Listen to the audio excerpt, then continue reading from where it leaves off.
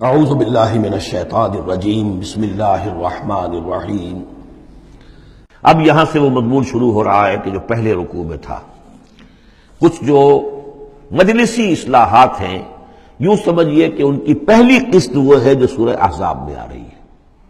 5ویں سال عرب میں پردے کا رواج نہیں تھا، چادر کا رواج تھا، مرد بھی عورت بھی باہر جب نکلتا تھا تو ایک لمبی سی چادر لے کر، لیکن یہ کہ مردوں کے صرف کندھے پر وہ پڑی ہوتی تھی، عورتیں یہ ضرور تھا کہ اسے اپنا تقریباً پورے جسم میں وہ لپیٹ لیتی تھی اس میں، لیکن چہرے کا کچھ نہیں، سر پہ کچھ نہیں، سر پر اگر ہو گیا ورنہ چہرہ کھلا۔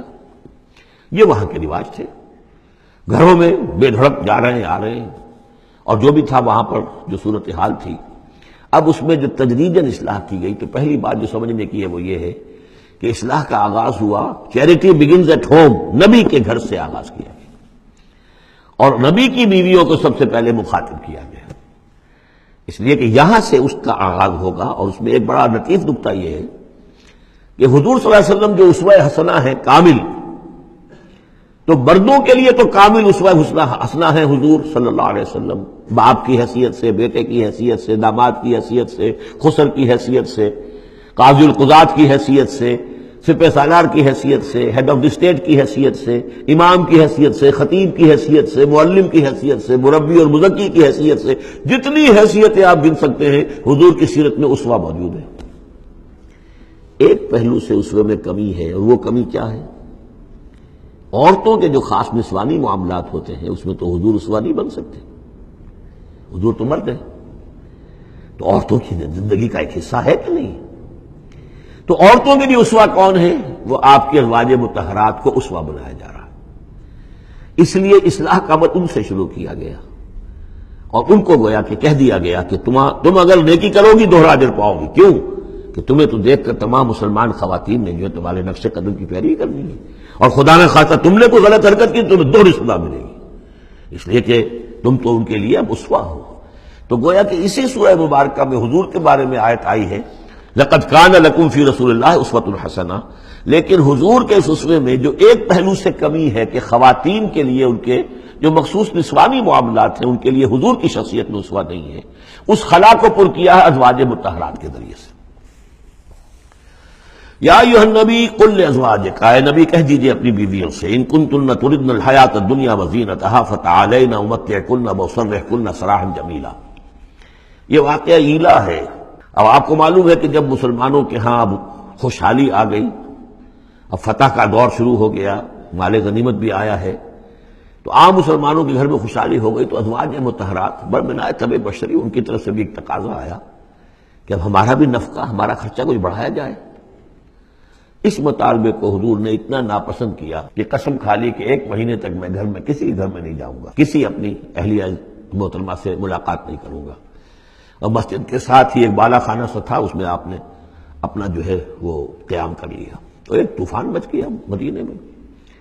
اب حضرت ابوبکر کی بیٹی حضرت عائشہ حضور کے گھر میں ہے، حضرت عمر کی بیٹی حضرت حفصہ حضور کے گھر میں ہے، کہ اب یہ کیا ہو رہا ہے، کیا ان کو طلاق ہو جائے گی، کیا ہوگا؟ حضور نے کیا فیصلہ کر لیا ہے؟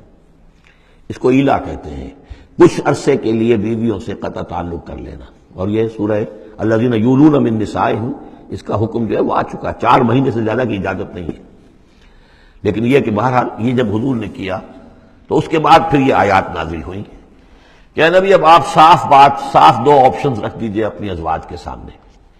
اگر تو انہیں دنیا چاہیے تو وہ خود آیات ہی میں دیکھ لیجئے، ان کنتن تردن الحیاۃ الدنیا، کہ اگر تو تم چاہتی ہو دنیا کی زندگی، اس کی زیبائش اور آرائش، وزینتہا فتعالین، آؤ امتعکن، میں تمہیں مال و متاع دے دوں گا، واسرحکن سراحا جمیلا، پھر میں اپنے گھر سے تمہیں رخصت کر دوں گا خوبصورتی کے ساتھ، لیکن یہ کہ پھر تم میرے گھر میں نہیں رہ سکتی، پھر میں اپنے ہاتھ سے تمہیں رخصت کر دوں گا۔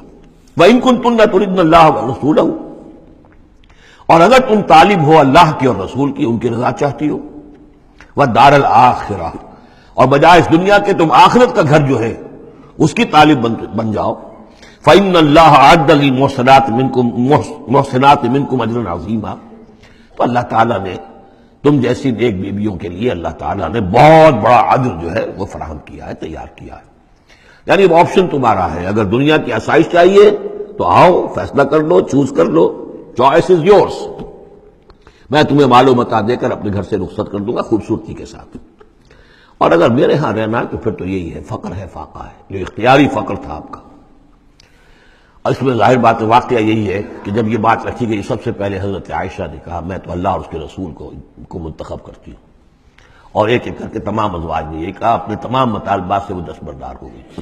اور پوری زندگی اس طرح گزری ہے کہ کبھی 2 وقت جو ہے چولہا گرم نہیں ہوا ہے محمد کے گھر میں صلی اللہ علیہ، کسی بھی گھر میں، کسی بھی زوجہ محترمہ کے گھر میں. یا نساء النبی من یات منکن بفاحشۃ مبینۃ، اے نبی کی بیویوں، اگر خدا نہ خواستہ بالفرض تم میں سے کسی کی طرف سے کسی کھلی بے حیائی کا ارتکاب ہوا، یضاف لها العذاب ضعفین، اسے عذاب دیا جائے گا دگنا. وکان ذلک علی اللہ یسیرا، اور یہ اللہ پر بہت آسان ہے. یہ نہ سمجھنا نبی کی بیویاں تو نبی ہمیں بچا لے گا. اسی لیے قرآن مجید میں بار بار آتا ہے حضرت نوح کی بیوی، حضرت لوط کی بیوی. حضرت لوط کی بیوی کا ذکر بہت زیادہ ہے. نبی بھی اپنی بیوی کو نہیں بچا سکتا اگر اس کا اپنا کردار غلط ہے، اس کا اپنا جو رویہ ہے صحیح نہیں ہے، اگر اس ایمان اور عمل صالح سے محروم ہے تو کچھ نہیں. چنانچہ حضور نے ایک مرتبہ اپنے قریبی گھرانے کی جو خواتین تھیں ان کو بٹھایا اور ایک ایک کا نام لے کر کہا ہے، یا فاطمہ بنت محمد صلی اللہ علیہ وسلم انقذی نفسک من النار فانی لا املک لک من اللہ شیئا. اے فاطمہ محمد کی بیٹی، خود اپنے آپ کو آگ سے بچاؤ، نکالو اپنے آپ کو آگ سے اپنے عمل سے، اس لیے کہ مجھے اللہ کے ہاں کوئی اختیار تمہارے بارے میں حاصل نہیں ہوگا. اگر فاطمہ کے بارے میں نہیں تو پھر کس کے بارے میں؟ یا صفیہ عمت رسول اللہ، اے صفیہ اللہ کے رسول کی پھوپھی، انقذی نفسک من النار فانی لا املک لک من اللہ شیئا، اپنے آپ کو جہنم کی آگ سے بچانے کی کوشش کرو، اس سے نکالو اپنے آپ کو، اور میں قیامت کے دن میں اللہ کے محاسبے کے وقت میں تمہارے کام نہیں آ سکوں گا. ومن یقنط منکن للہ ورسولہ، تو اب جو کوئی بھی تم میں سے اللہ اور اس کے رسول کی اطاعت پر کاربند ہو جائے، فرما برداری اختیار کرے، وتعمل صالحا، اور نیک عمل کرے، نوتہا اجرہا مرتین، تو اسے ہم اس کا اجر بھی دیں گے دوہرا. غلطی کرو گی تو سزا دگنی، اور صحیح طرز عمل ہوگا ایمان اور عمل صالح والا تو اجر بھی تمہارا دگنا ہوگا. اعتدنا لہا رزقا کریما، اور اس کے لیے اللہ تعالیٰ نے ہم نے بہت ہی رزق کریم باعزت روزی کا اہتمام جنات کے اندر کیا ہوا ہے. یا نساء النبی لستن کاحد من النساء، اے نبی کی بیویوں تم عام عورتوں کے مانند نہیں ہو، تم نبی کی بیویاں ہو. یہاں اس کو سمجھ لیجیے، مراد کیا ہے کہ تمہیں اسوہ بننا ہے امت کی تمام خواتین کے لیے تا قیام قیامت. لستن کاحد من النساء. اب پہلی ہدایت یہ دی گئی ان اتقیتن فلا تخضعن بالقول. ظاہر بات ہے وہ پہلی یوں سمجھیے کہ جو میں معاشرے کا نقشہ میں کھینچ چکا ہوں کہ لوگ آتے تھے گفتگو کرتے تھے بے دھڑک. پہلی بات تو یہ آپ نے فرمائی کہ اگر تم تقویٰ دل میں رکھو اور لوگوں سے بات کرتے ہوئے اپنی آواز میں لوچ پیدا نہ کرو، نرمی پیدا نہ کرو. ظاہر بات ہے عورت کی آواز اس کے اندر مرد کے لیے کشش ہے، اور اگر کسی طرح اس میں لوچ بھی ہو تو اگر کسی کے دل میں کوئی خباثت ہے، کوئی گندگی ہے، منافق بھی تو اسی معاشرے میں تھے نا، اور وہ تو کوئی موقع نہیں جانے دینا چاہتے تھے کوئی سکینڈلز اٹھانے کا حضور کے خلاف اگر ہو جائے. سورہ نور میں ہم پڑھ چکے ہیں کہ حضرت عائشہ تک پر توبت لگ گئی. یہ کہ اگر فیتما الذی فی قلبہ مرض، کہ کہیں تم تو اپنی شرافت اور مروت کی وجہ سے نرم انداز میں بات کرو، اور جس کے دل میں کوئی روگ ہے، منافقت کا روگ ہے، بیماری ہے، وہ کوئی اور ہی امید لگا لے کہ شاید ان کی کوئی توقع، شاید میں یعنی یہاں پہ اگر کوئی محنت کروں، کوشش کروں تو شاید میری دال گل جائے، کسی بری نیت اور ارادے کو دل میں پال لے. وَقُلْنَ قَوْلًا مَعْرُوفًا، بات کرو بڑی معروف انداز میں، لیکن انداز جو ہے اس میں وہ سختی کا ہونا چاہیے بجائے اس کے کہ اس کے اندر وہ نرمی ہو اور شیرینی ہو. وَقَرْنَ فِي بُيُوتِكُنَّ، دوسری ہدایت اپنے گھروں کے اندر قرار پکڑو، تمہارا اصل مقام جو ہے وہ گھر ہے. اب یہ اصول دیے جا رہے ہیں، یعنی سمجھیے کہ یہ اصلاحات جو ہو رہی ہیں. مخلوط معاشرہ نہیں ہے اسلامی معاشرہ، عورت کا اصل مقام اس کا گھر ہے، ماں کی حیثیت سے، بہن کی حیثیت سے، بیٹی کی حیثیت سے، بیوی کی حیثیت، گھر کے اندر. وَقَرْنَ فِي بُيُوتِكُنَّ وَلَا تَبَرَّجْنَ تَبَرُّجَ الْجَاهِلِيَّةِ الْأُولَىٰ، اور مت نکلو باہر بن سنور کر جیسے کہ جاہلیت اولیٰ میں رواج تھا. جاہلیت، پچھلی جاہلیت جو تھی اسلام کے آنے سے پہلے جو تہذیب، جو کلچر وہاں تھا، وہ طریقتکم المثلیٰ، وہ بھی کہتے ہوں گے کہ ہمارا بڑا مثالی کلچر ہے یہ، اس کلچر کو اب چھوڑو. اور یہ جو بن سمر کر باہر نکلنے والی بات ہے کہ تبرج کہتے ہیں کہ نمایاں ہونا، یعنی عورت اگر بناؤ سگار کر کے نکلتی ہے مردوں میں تو کیا چاہتی ہے؟ وہی چاہتی ہے کہ لوگوں کی نگاہیں میری طرف اٹھے، میں توجہات کا مرکز بن جاؤں۔ یہ کام اب چھوڑ دو بالکل۔ اگر خدا نے خواستہ کہیں ہے بھی کسی کا کوئی پس منظر میں، تو اس کی دوسری ہدایت یہ آئی، گھروں میں قرار پکڑو، گھروں میں رہو، گھروں میں بیٹھو۔ وَقَرْنَ فِي بُيُوتِكُنَّ وَلَا تَبَرَّجْنَ تَبَرُّجَ الْجَاهِلِيَّةِ الْأُولَىٰ وَأَقِمْنَ الصَّلَاةَ وَآتِينَ الزَّكَاةَ وَأَطِعْنَ اللَّهَ وَرَسُولَهُ، اور نماز قائم کرو اور زکوٰۃ ادا کرو اور اللہ کی اور اس کے رسول کی اطاعت پر کاربند رہو۔ انما يريد الله ليذهب عنكم الرجس اهل البيت ويطهركم تطهيرا۔ اے نبی کے گھر والوں، یا اہل البیت اب آ گیا یہاں پہ، نبی کے گھر والوں، اس سے پہلے ہم پڑھ چکے ہیں یہ اہل البیت حضرت سارہ کو خطاب کیا تھا فرشتوں نے، یہ سلام ہو آپ کو اے نبی کے گھر والوں اہل البیت، اور یہاں ساری گفتگو جو ہو رہی ہے وہ حضور کے ازواج سے ہو رہی ہے۔ تو اہل بیت اصلاً ہیں حضور کی ازواج مطہرات۔ البتہ یہ ہم مانتے ہیں کہ حدیث ہے، حضور نے یہ چاہا ہے، جو آپ کو محبت تھی حضرت فاطمہ سے، حضرت علی سے اور حضرات حسنین سے رضی اللہ تعالی عنہم، آپ نے فرمایا اللہم ہؤلاء اہل بیتی، اے اللہ یہ بھی میرے اہل بیت ہیں، بس یہاں پر بھی کا اضافہ کر لیجئے، کوئی حرج نہیں۔ اصل اہل بیت ازواج مطہرات ہیں، لیکن اے اللہ یہ بھی میرے اہل بیت ہیں۔ تو فرمایا اے نبی کے گھر والوں، یعنی اے نبی کی بیویوں، اللہ تعالیٰ یہ چاہتا ہے کہ تم سے ہر نوع کی برائی کو، گندگی کو بالکل دور کر کے تمہیں پاک اور صاف کر دے، یطہرکم تطہیرا، پوری طرح پاک اور صاف کر دے۔ کیوں؟ تمہیں اسوہ بننا ہے، تمہیں نمونہ بننا ہے۔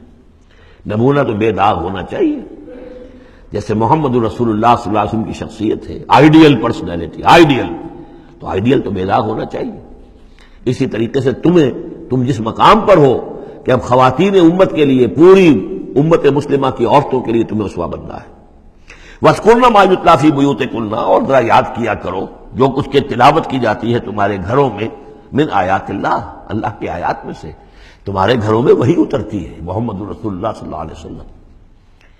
بلکہ ایک خاص جو مقام ہے حضرت عائشہ کا، وہ تو حضور نے فرمایا ہے کہ کسی اور میری بیوی کے لحاف میں، جبکہ ایک ہی لحاف میں حضور بھی تھے اور حضرت عائشہ بھی تھی، تو مجھ پر وہی نازل نہیں ہوئی سوائے عائشہ کے لحاف کے۔ لحاف کے اندر بھی وہی نازل ہو رہی ہے، وہ تو دل پہ نازل ہوتی تھی، اس کے اندر تو کوئی دروازے نہیں کھولنے پڑتے تھے کہ حضرت جبریل آئے دروازہ کھولو پھر وہی لے کر آئے ہیں۔